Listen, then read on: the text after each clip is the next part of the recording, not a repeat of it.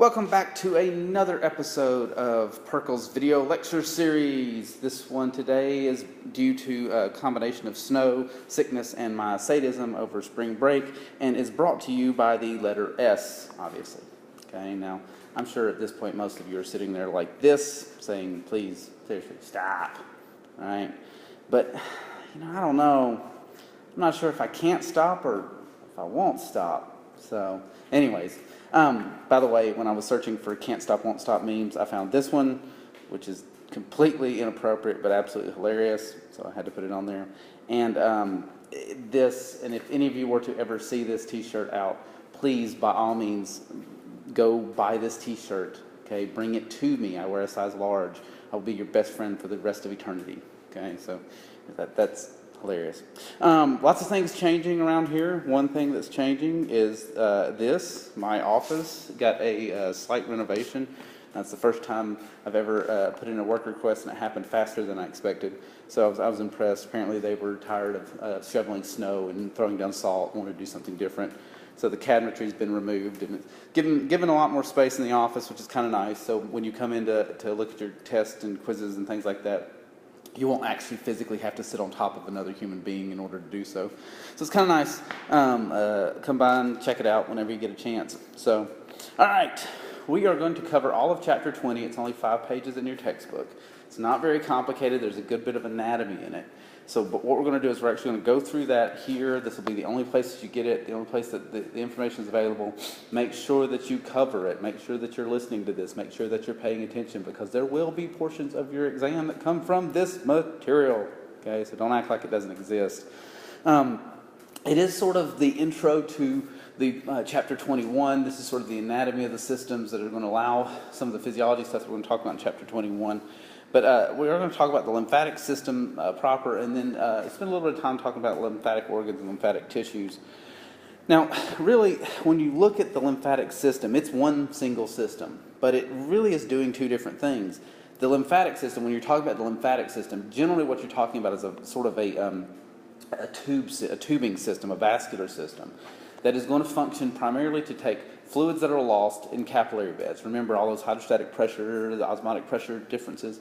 If you go back and look at that, some of the fluid that gets out doesn't get back in.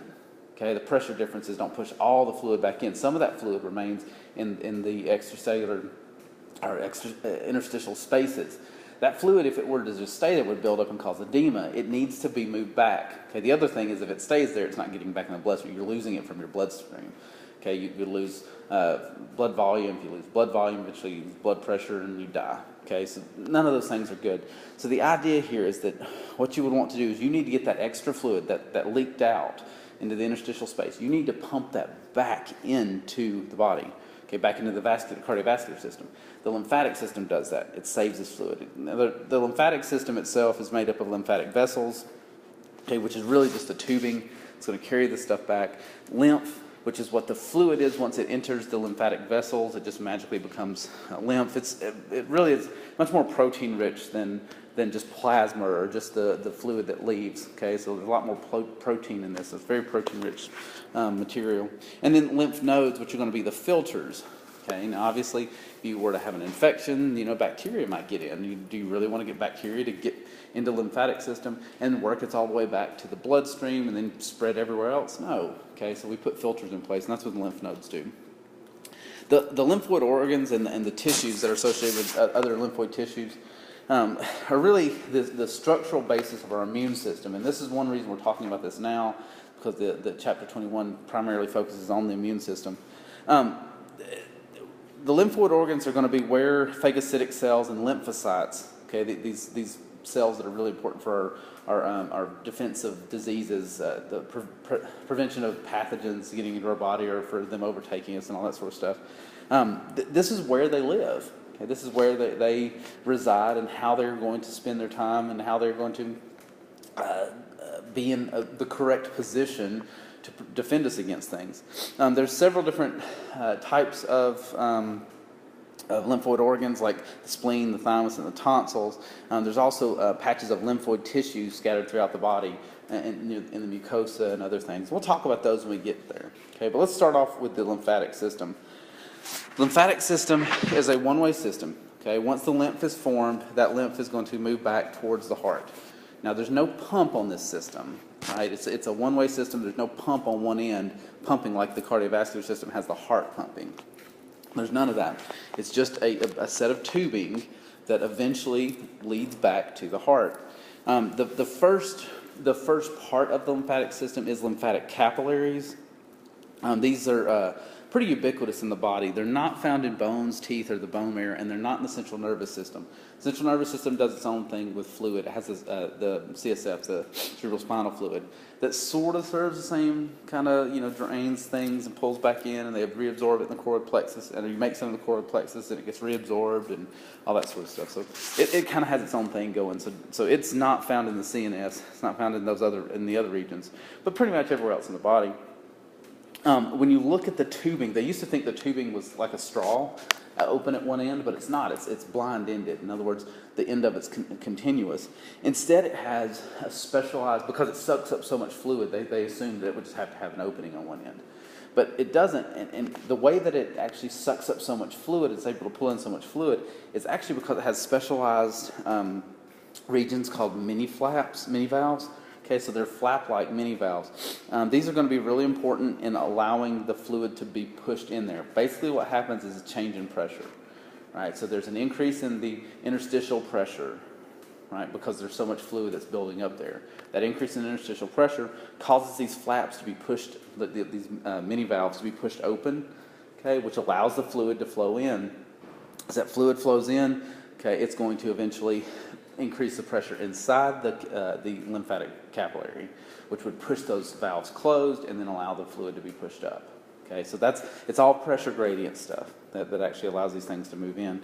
The other thing, so these things don't collapse. You don't want them to collapse. If they collapse, you wouldn't be able to open the valves and nothing would go in. Pressure changes couldn't occur, all that sort of stuff. So in order to make sure they stay open, you have these specialized collagen fibers that help hold it, anchor it in place, and prevent it from actually collapsing.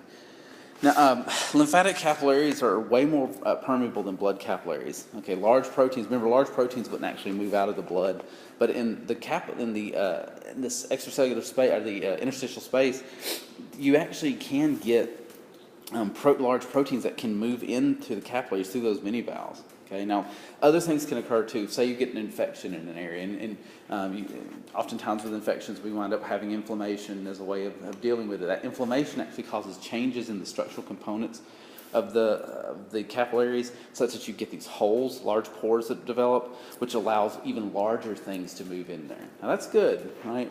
Your body's defense mechanisms are going to need to be able to see what bacteria or viruses or whatever are there.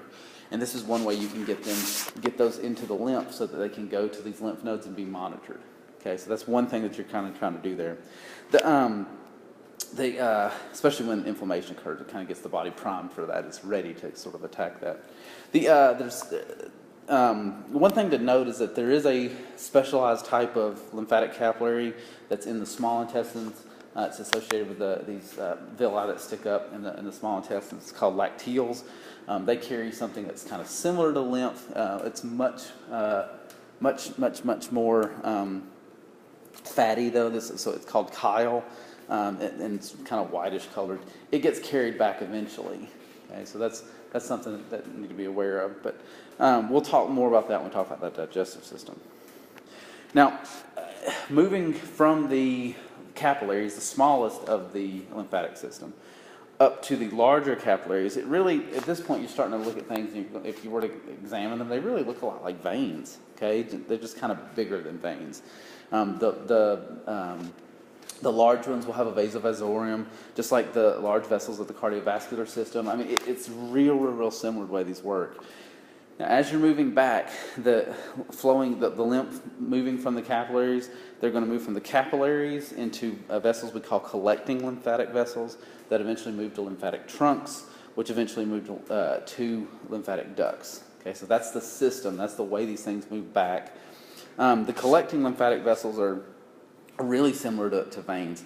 They have 3 tunics. Okay, same sort of deal. The walls on the tunics are much thinner, and there's going to be way more valves, internal valves. You don't want this flowing back at all. Okay, you want one-way flow only. No backflow, no backflow, no backflow.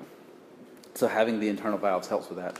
You also get a high amount of anastomoses. Again, you don't want this stuff building up. You need, if there's a blockage in some way, you need to be able to reroute it. So having anastomoses allows that to happen wrong. In the skin, these lymphatic vessels, these collecting lymphatic vessels, tend to follow along with the veins.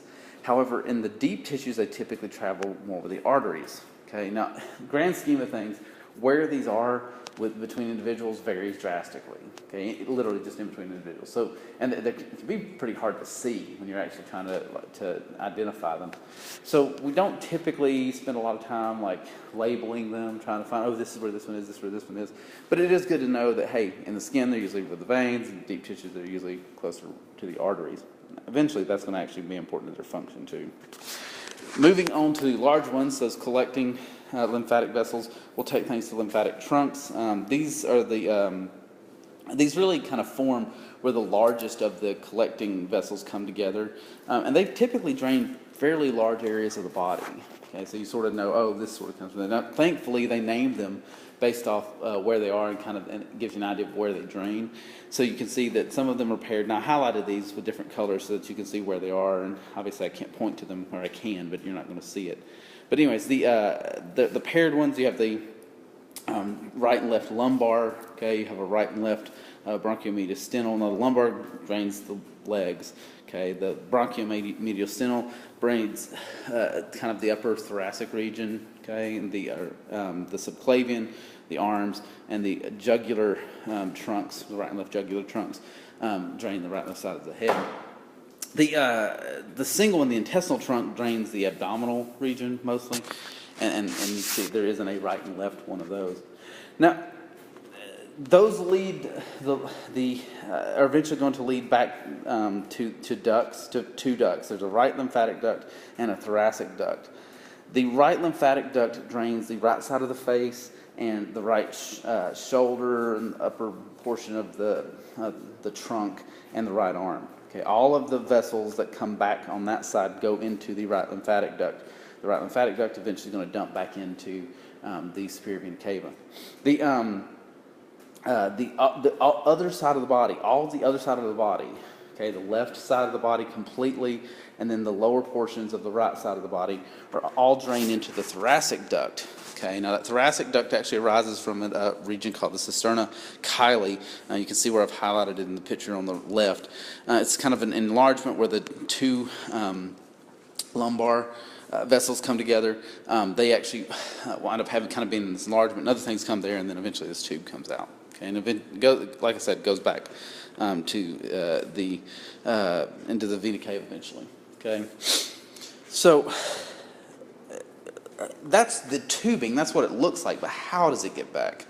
Well, lymphatic transport's actually kind of the thing to think about is, one, it doesn't have a pump, so these are going to all be low pressure conduits. They're carrying stuff back. There's no force, no pressure. If you think about low pressure conduits that we talked about before, veins and venules, it's the same mechanisms. Okay, really, like the similar mechanisms. You're going to have valves that prevent backflow. You're going to have pressure changes in the abdominal and thoracic cavities that help push things along. And then you're going to have skeletal muscle contractions that also help push things. The other thing that you have that sort of winds up helping is the fact that these vessels are bundled with arteries. The deep ones are bundled with arteries. As blood courses through the arteries, okay, it causes them to pulsate. And that pulsating actually helps push the lymph along. Okay, so but they're actually connective tissue sheaths literally hold these vessels, the arteries, the deeper arteries associated with the lymphatic vessels, and that helps. That pulsing literally is going to help push it. You also have lymphatic walls because they have three tunics, just like the veins do. One of the tunics, that tunic media, which has smooth muscle in it, and that the lymphatic smooth muscle will contract rhythmically. That only works in the larger to semi-larger ones. But the smallest ones don't have that layer, okay, so they're not going to be able to push things. Pressure changes wind up being really important in pushing those along. Okay, the buildup of fluid causing pressure to push that fluid in. That fluid pushes in. Well, there's valves that can only push it one way, and it eventually pushes it up. So that winds up being the most important in the capillaries, those pressure changes. Now, transport in lymphatic vessels is not one of these things that is just constantly pumping around. Now, remember, with blood, there were these constant pressures. Okay, you had mean arterial pressure, like the arteries had this constant pressure, okay, in them almost the entire time. Okay, you don't have that here.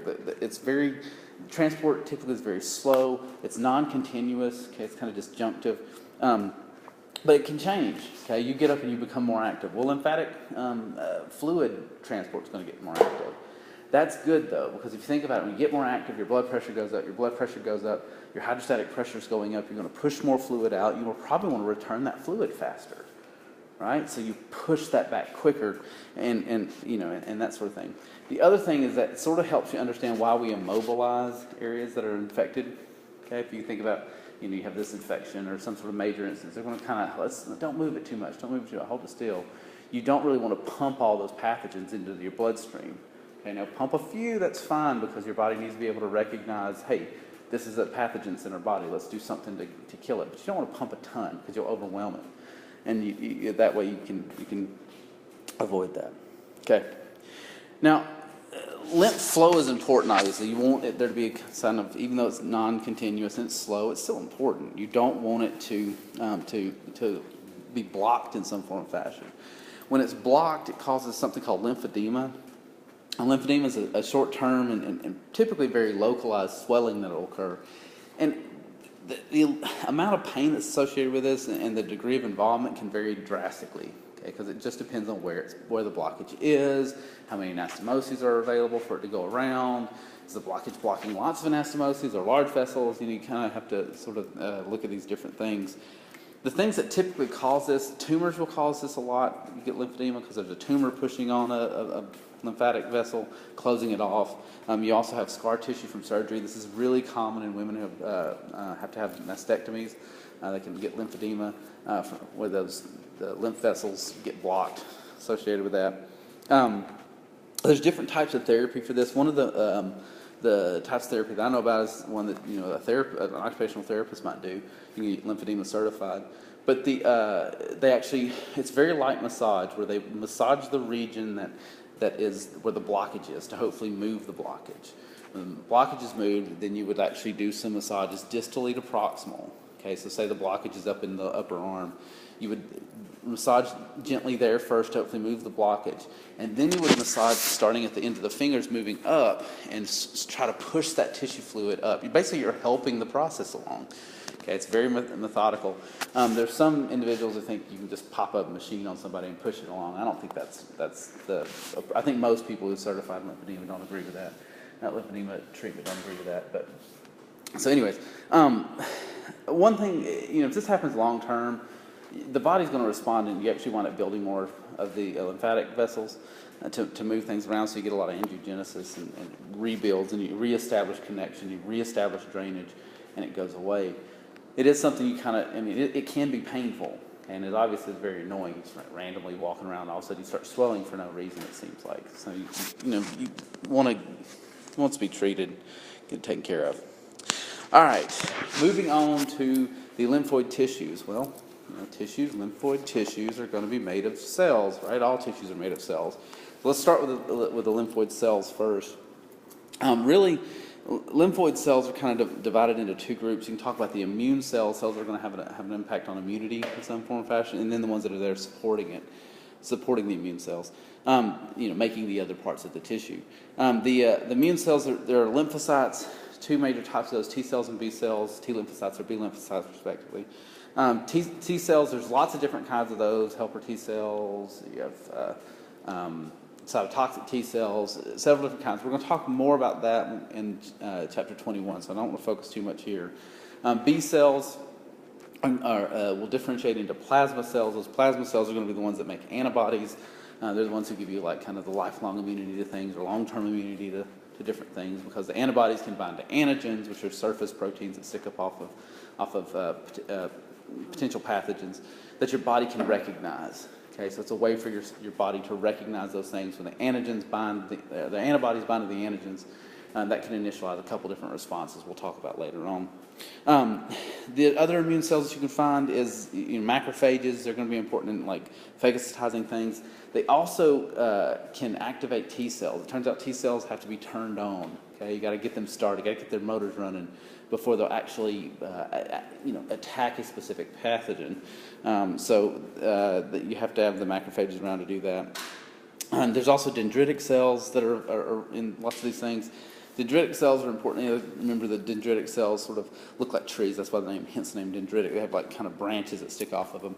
Those little branches that stick off of them are really good at capturing antigens. When they capture the antigens, they can send the antigens back to the lymph nodes, where you can get activation of B cells that make plasma cells and make antibodies if you've been exposed before. Otherwise, you can start the process of activating a T cell, which can activate the B cells, which can help you fight off the response. Okay, so we'll see that when we go through that process. Again, that's mostly chapter 21. You do have other cells that are associated with these lymphoid tissues. Particularly, there's a lot of support cells. Most of the lymphoid organs are primarily made out of reticular tissue. Okay, so you're obviously going to have reticular cells there that are going to make the reticular fibrostroma, the kind of scaffolding of these vessels, or of these organs, excuse me. All right, lymphoid tissue, like I said, is mostly made of that reticular connective tissue. There's going to be, remember when we looked at it before, it kind of, to me, I know this sounds stupid, but to me it looks more 3D than the other tissues when you're looking at it, because it has these scaffolding, all these different things that are sort of built up there. And it's really nice because this reticular tissue gives it like space. You have space for these cells to live in, and it kind of gives a site where the lymphocytes can proliferate, where they can make more of themselves. Okay, and it also gives them a place to stay, to be. The lymphoid organs in general are really important because they act as vantage points. You've got to think about this as a war. Really, you need to think about your body waging a war with pathogens that are trying to kill you, right? Because if you think about it that way, the idea of having these little surveillance points, these vantage points to look out, to see if something is coming, to identify the threat, and to initialize a response against it, it makes way more sense. Okay, so that's really what these lymphoid tissues in general, these lymphoid organs are really trying to do, is act as a place to find that. Now, typically the lymphocytes and the macrophages actually live on reticular fibers. They'll move in and out of the bloodstream so that you have a constant large supply of them in the bloodstream at any given time. Not large, but fairly large. But you keep circulating them. They don't just live in there and just like, oh, I got nothing to do, I'm just going to hang out here all day. No, they get out and they roam around. Okay, and they come back and they say, hey, I ran into this pathogen while I was out there, and it can activate other ones that are in the region. So it works out. It's a good system. The lymphoid tissue, really can talk about it in kind of two groups. You have the diffuse, which are going to be the kind of loose arrangement of cells, reticular fibers. Those are pretty much everywhere. More or less every organ has that. And certain regions like the lamina propria, there's supposed to be a space between propria and of, but the lamina propria of mucous membranes will have a lot of this diffuse tissue.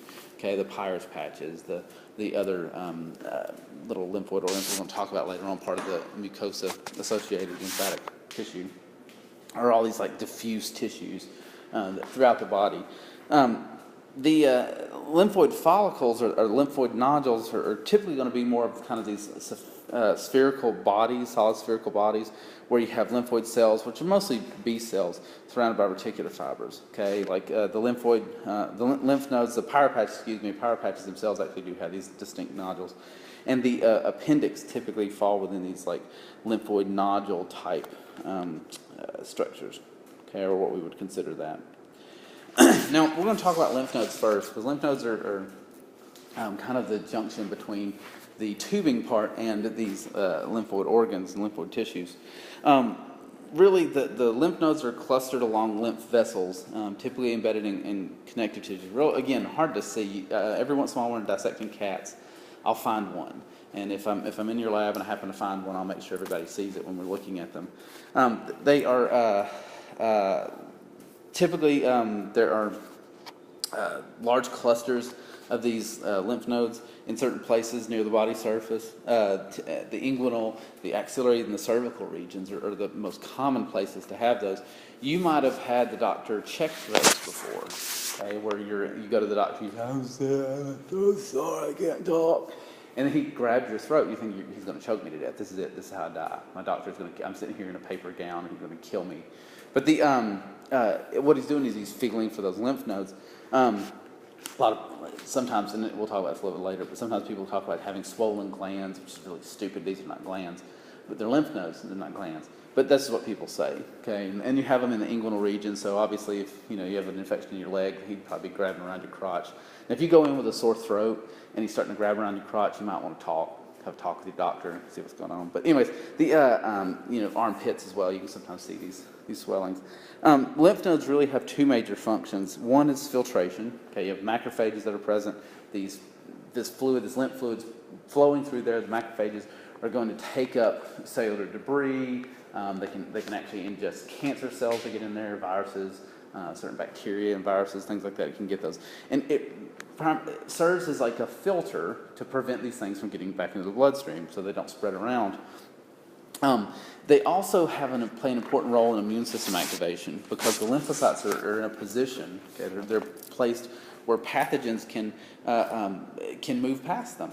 Right, all these pathogens are happen to get pushed back in to the lymph, the fluid, will then move back up towards these lymph nodes, and the lymph nodes can be sampled, and so the body can sort of say, okay, hey, this is bad. We need to deal with this. Okay, deal with these antigens.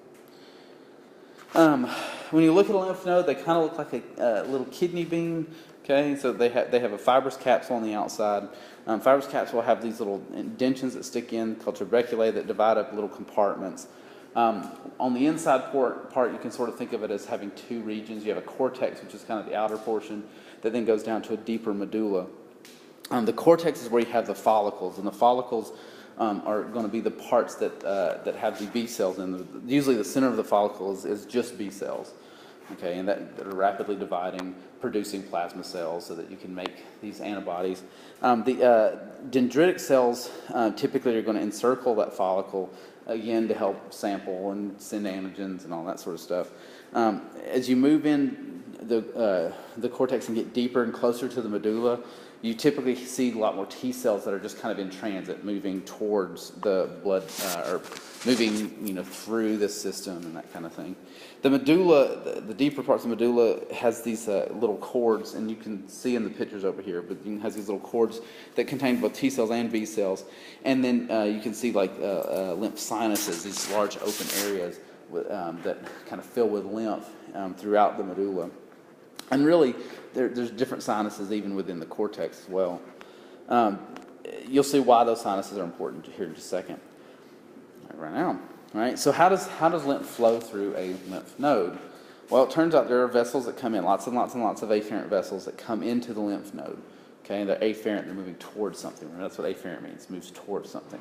So the afferent vessels are moving towards, the lymph will move along those afferent vessels into the subcapsular sinus. So there's these open spaces just beneath the capsule, so subcapsular sinuses.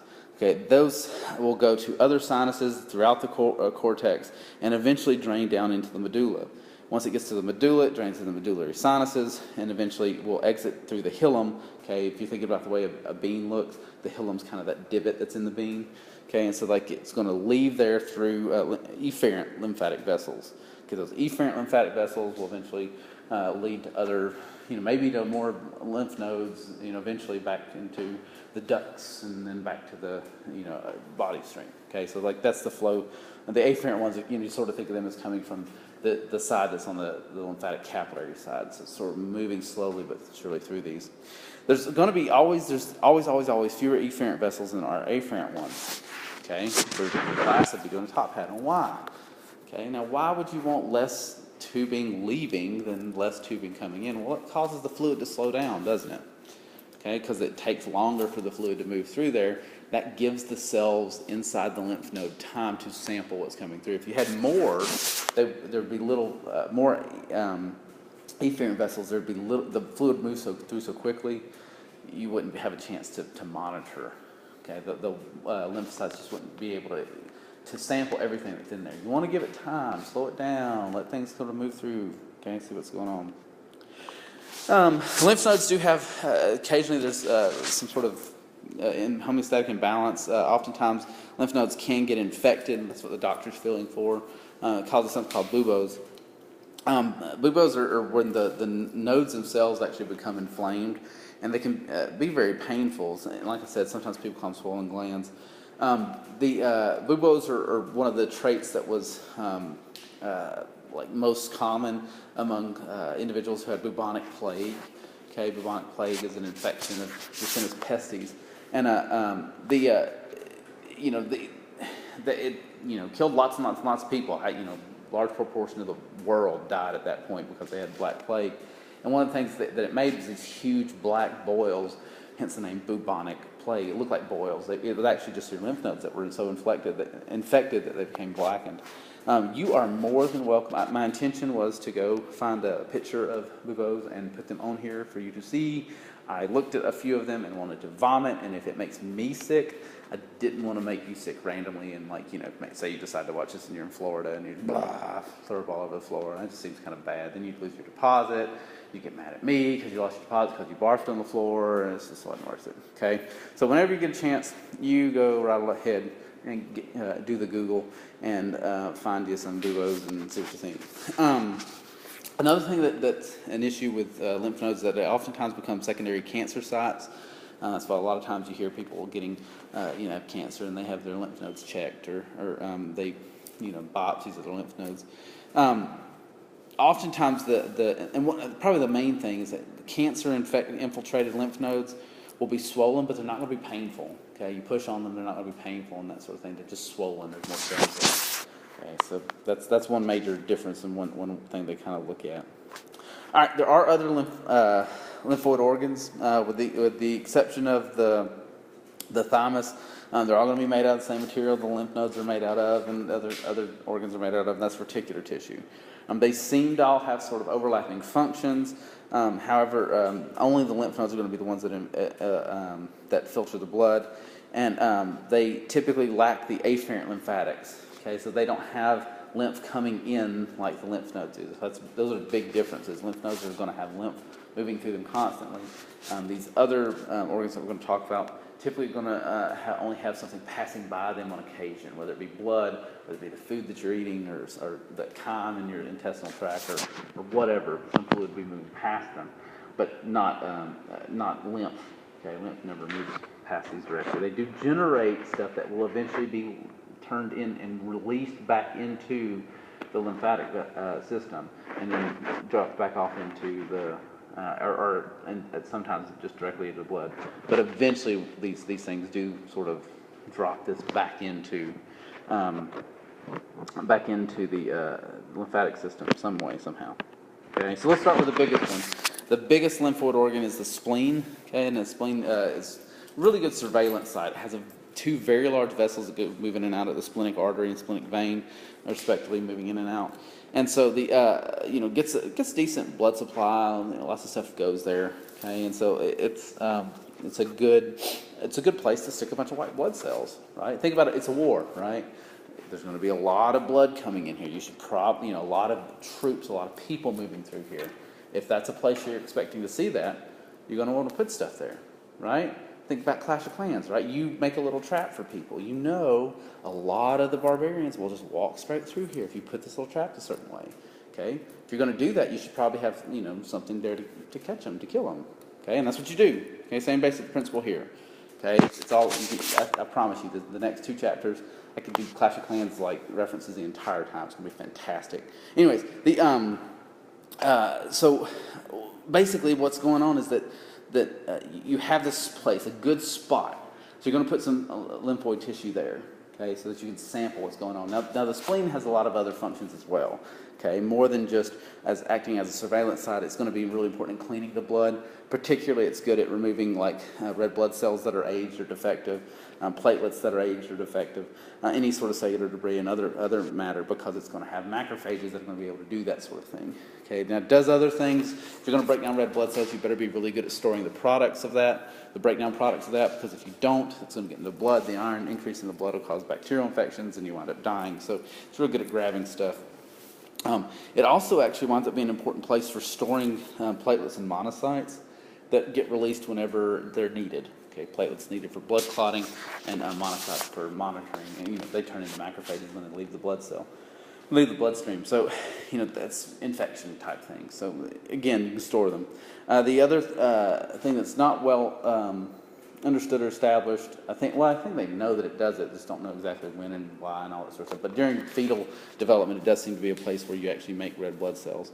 There's some weirdness about that, and I can't remember what the story is with it. But anyways, as far as structure of the spleen, it has kind of the similar kind of structure with the lymph nodes. Okay, so you have this fibrous capsule with trabeculae that come in and spread things up. It does typically have what we refer to as white pulp and red pulp. When you look at these histologically, what you see is like this picture on the right. You typically have these little units, and the little units, a kind of whitish area, is what we call the white pulp. That's where the immune functions are going to occur. They're lymphocytes that are kind of gathering up around a blood vessel. Okay, and so this little blood vessel branch, they gather up around it, and that's where all the things that we talked about that have anything to do with immune system stuff is going to actually wind up occurring. The red pulp is everything else that's there. Okay, it's kind of like these white pulp or little white islands within the red pulp. The red pulp does everything else that the spleen will do. It's where red blood cells are and the blood-borne pathogens will be destroyed. You also if you were to look at it very carefully, you have these splenic cords that separate splenic sinusoids, regions where like the blood can spill out and be sampled and all that kind of thing. Functionally, the main thing you want to know is you have these white pulp and red pulp, and the white pulp's where the function, the immune system function, or the sampling of the lymphocytes are going to do, actually winds up occurring there. There are homeostatic imbalances of the spleen. You might have heard the common trope on some sort of things like, "Oh, my spleen," right? Like usually when they say that, they're not grabbing their spleen; they're grabbing like their shoulder or something like that. Your spleen is on the left side of your body, on the near the stomach. Okay, oftentimes people grab much lower and my spleen. It's like, that's your intestines, dude. Anyways, it's supposed to be funny. I'm not sure. It's not really, but anyways, it sort of has a thin wall. The fibrous capsule is fairly thin, so it can rupture when you get blown. You just get hit, get a car accident. Okay, it gets and it will rupture. They used to take them out. Used to splenectomy for that, and now they do the whole kind of wait and see thing. They're not typically just going to yank it out immediately. It usually will heal. In kids less than 12, if they have to remove a portion of it, they try to leave some because it will regenerate. It's one of the few organs that will do that. And so they try to do that. If for some reason you had to take your spleen out, your liver and your bone marrow will take over the functions that the spleen had. Okay, obviously not going to do it as well, but it does it. Right, so it's not like you're going to die by having your spleen removed. All right, another organ is the thymus. Another lymphoid organ is the thymus. The thymus is going to be not the site where T cells are generated. Remember, all blood cells are made in bone marrow, but it's where maturation of that T cell occurs. Hence the name thymus, or T cells. It's thymus cells, right? That's where the T cell came from. So that's where those cells are going to develop. That's where they wind up becoming immunocompetent, meaning that they're going to be able to. They develop enough to where they're like, okay, I can attack a particular antigen because I've gotten myself ready for that. Okay, it's kind of like a training center, right? So they can go get ready for their war. The thymus is a weird little organ. It tends to get large during the increase in size during the first year of life. It kind of becomes stable, and then it starts shrinking after puberty. It gets smaller and smaller and smaller. By the time you're old, your book says in old age. I'm thinking, is that like my age? Like, what are we considering old here? But anyways, as you get older, it starts to become less and less filled with the tissues that you would associate, like lymphoid tissues. It typically winds up becoming more fibrous, build up of fat, and it gets smaller. It's considerably smaller. honestly, it's still functional. Okay, it doesn't function as well because there's less available tissue for that. The reasoning behind that, and the reason it may not be a big deal, is that typically, when we're going to when are you more likely to come into a novel pathogen? Something that you hadn't been exposed to before. When you're younger, because you haven't been around as long to come into contact with stuff. So it may not be one of these things like, oh my gosh, I can't believe it. And it sort of makes sense that it would sort of shrink. So, but it's weird that it does shrink throughout your lifespan. Structurally, when you look at the thymus, it has these thymic lobules. It's going to have a cortex and a medulla. It kind of sounds familiar, doesn't it? Most of the cells within the thymus are actually lymphocytes. The other, the cortex, typically going to have the region that has the most rapidly dividing T cells. There are going to be a couple macrophages kind of mixed in with that. Okay, but it's mostly going to be T cells. The medullary region, there's typically less lymphocytes there, and what you have is these little thymic corpuscles. Now, thymic corpuscles, it has epithelial tissue. This is the one that's not made out of reticular tissue. The thymus isn't. It has epithelial tissue that makes up the stroma of it. And so these little thymic corpuscles are these obvious, and you can see them in the picture to the right. They're very obvious when you're looking at the tissue. They once were thought to be sites of T cell destruction. So they thought, okay, these are where the T cells are dying. But it turns out that's actually where a specialized type of T cell, a regulatory T cell, are developing. Okay, and these regulatory T cells may play a really important role in our autoimmune response, or ability to not, kill cells, that kind of thing. And so hopefully we'll have time to talk a little bit more about the regulatory T cells later on. Like I said, this one the thymus is a little weird in the sense that as far as structurally, it doesn't have the same. It doesn't have follicles. Okay, the thymus. All the other ones have follicles because there's going to be a group of B cells there. There's no B cells in the thymus. Right, that's where the T cells come from. It also is one that doesn't directly fight any antigens. Okay, honestly, you actually have what's called the blood-thymus barrier that prevents premature activation of these cells. You want to keep out these antigens. That sort of makes sense if you think about the fact that this is where you should be maturing T cells. Okay, the T cells should be becoming more mature in this region, and in doing so, like you would expect them to, we'd like for them to not be exposed to things while they're getting matured. Okay, think about little kids. You don't want them to see weird things when they're little. Let them grow up, and eventually they'll see weird things, but that's on them. Okay, but so you're trying to protect them at that point. The stroma is made up of epithelial cells, like I said, different than all the rest of them. The last major set of ones that we're going to talk about, the mucosa-associated lymphoid tissue, or MALT. Okay, these are going to be lymphoid tissues that are typically throughout mucous membranes throughout the body. There's three major collections that are large that we're going to talk about: the tonsils, the Peyer's patches, and the appendix. Okay, those are the major ones. You also have lymphoid MALT, associated tissues with the respiratory organs, your genitourinary tract, and organs, and then with the digestive tract, especially with the mucosa of the digestive tract. So they're all important, and they all have a role to play. The tonsils are going to be in a region kind of surrounding the opening of the pharynx, and they're named based off their location. The pharyngeal tonsils, the palatine tonsils, and the lingual tonsils. Now, not shown on the little picture to the right are the tubal tonsils. Tubal tonsils surround the eustachian tubes, the opening of the eustachian tubes, the auditory tubes that are on the pharynx side. Okay, not near the ear, but down on the pharynx side. So it surrounds us. Now, what are you doing with your pharynx? Okay, well, you're breathing in air, it goes down through there too, right? But food, okay, things like that. So what happens is that these tonsils will have these tonsillar crypts, okay, these open spaces. You can see them on the picture, this slide here. These open spaces that are going to be able to trap incoming bacteria and particulate matter. Now, you might be sitting here thinking wait, you're trying to trap incoming random bacteria and incoming random material in these tonsils. What in the world are you doing that for? Well, you are taking a risk. Obviously, these things can get infected. The palatine tonsils are going to be the ones that are most often infected. Okay, and if you're having your tonsils removed, the thing that's likely being removed are going to be those palatine tonsils. You're not removing the uvula. I can't tell you how many people think You know, like, oh yeah, I've got my tonsil removed, and they think you're cutting off the uvula. That's not how it works. The second most common ones that will get infected and need to be removed are the pharyngeal tonsils. At that point, they usually call them adenoids. Okay, so when they're infected, they're called adenoids. What's literally happening is a bacteria of some kind. When they get infected and they have to be removed, a bacteria of some kind has gotten into the tissues and is living there. Okay, and your body can't clear them in some way or fashion.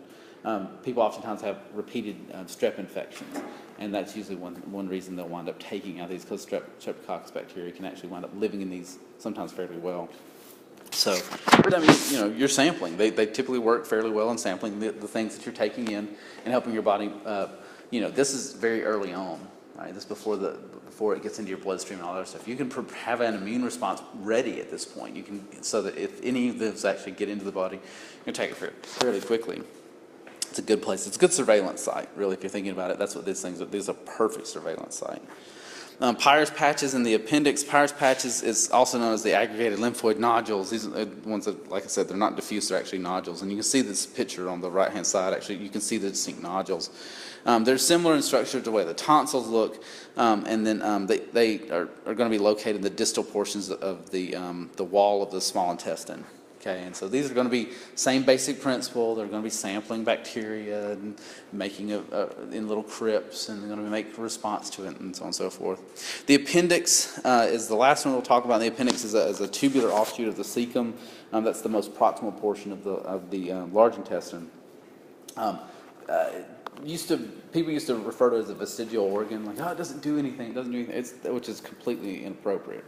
Okay, we know now that the appendix actually does several different things, and what it does actually changes throughout lifespan. So that's kind of an important concept. One thing that it does do is it does have lymphoid tissue there, so it can be important in destroying bacteria. You have a lot of bacteria in your large intestine, and it also has the ability to make memory lymphocytes for help for long-term immunity. Okay, so now, hey, that's it. I know, just like you, I'm scared that this might not be the last time that you have to do this. You can see I'm freaking out here, man. So hopefully this is it. The weather will be nice, nobody will get sick, and we'll actually be able to keep up. We won't have to do many more of these video lectures. But hey, I'm glad you stuck around with me, and I'm ready to have you guys back. Okay, ready to see your faces in class instead. Okay. All right, we'll see you soon.